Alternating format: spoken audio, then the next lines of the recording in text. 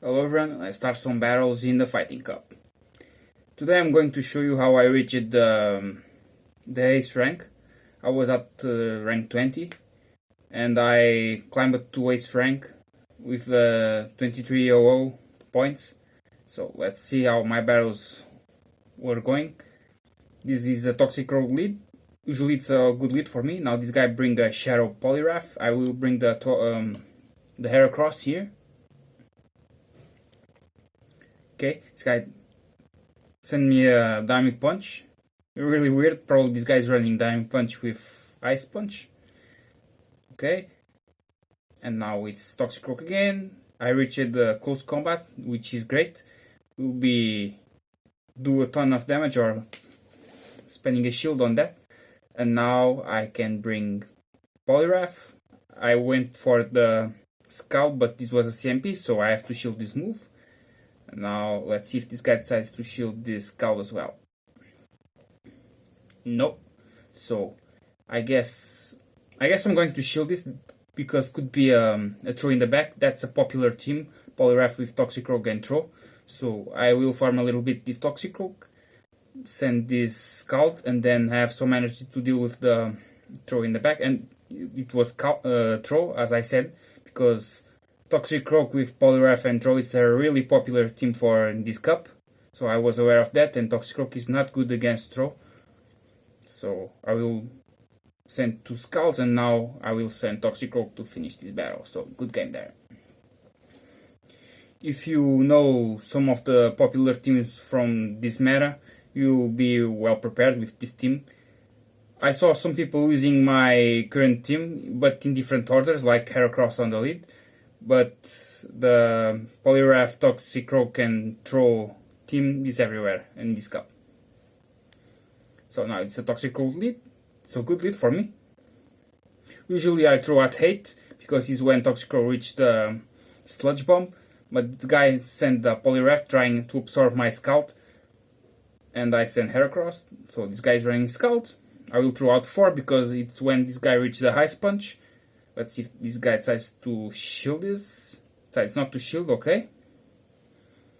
And let's probably Toxic Rogue again, don't know. And it's Toxic Rogue again. So I tried to reach the close combat and failed, so not a big deal now. But I have a Poliwrath with a Scald prepared. This guy was not prepared for this Scald. Probably I will get a shield here, okay. I'm going to shield as well, I think.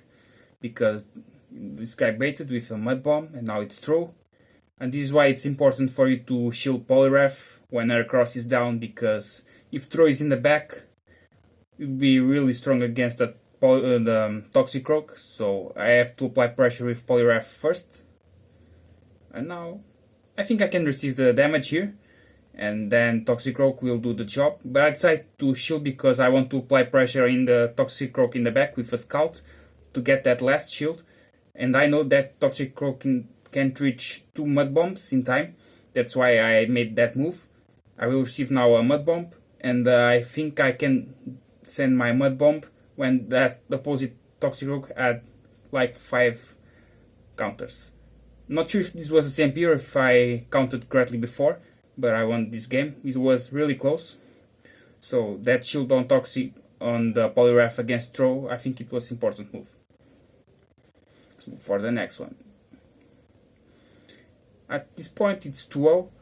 This team has made me a ton of good battles. I only lost like 1-2 rounds, but hard, like 5-0. But I won several rounds like 4-1, 5-0, 3-2. So I think this is a good team. Now this is a throw lead. Now this guy bring a Machamp, I will bring Heracross. I have to be careful if Machamp reach 6 or 7 because could be a close combat or a rock slide. It was close combat, so now I only farm this Machamp. Now it's Combusken. It's a weird match. I'm not seeing too often the Combusken, but Combusken is quite strong against Heracross because Heracross is double weak against flying type moves. But now I think I can survive it, but yeah, okay. It was a risky move. I was tempting to shield, But I was almost for sure that my Toxic Rogue could survive that. And now it's throw again. It's a throw against a Poliwrath with both shields up. And Poliwrath has the advantage because it's too fast charging moves. I know this will be a body slam, so I gotta shield this. And then don't bait on this situation. It's preferable for you to reach 2 scouts. This guy just decided to let it go. Imagine if I decide to bait. I would lose this match really hard.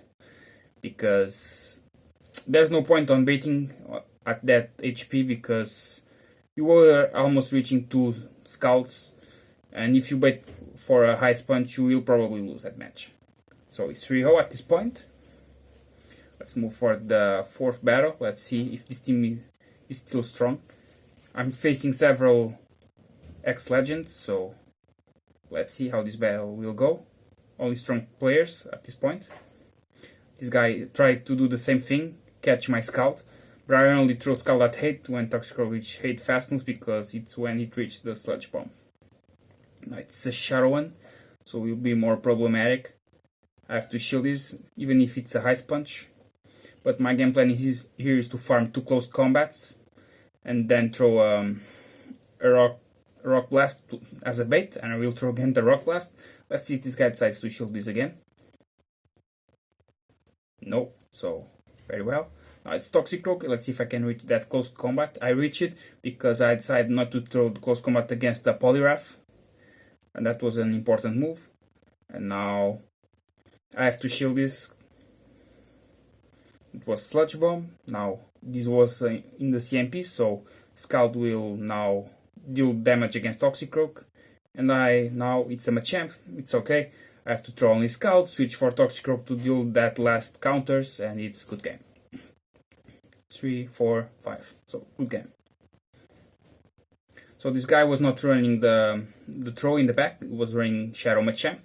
For me, throw is a bit better on this cup because it's a tanky Pokemon and you have access to Zen Headbutt and you can just chip away that Toxicroak and the Sneasel as well. But I guess throw is here just to counter Toxicroak because Toxicroak is the most powerful Pokemon from this cup.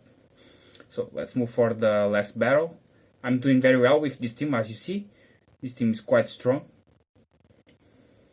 Now it's a Galar Zapdos, really uncommon Pokemon. I face it like 3-4, but not too often and not on the lead. So my game plan is usually go for ice punches because it's spammy and 2 ice punches are more than enough to KO Zapdos.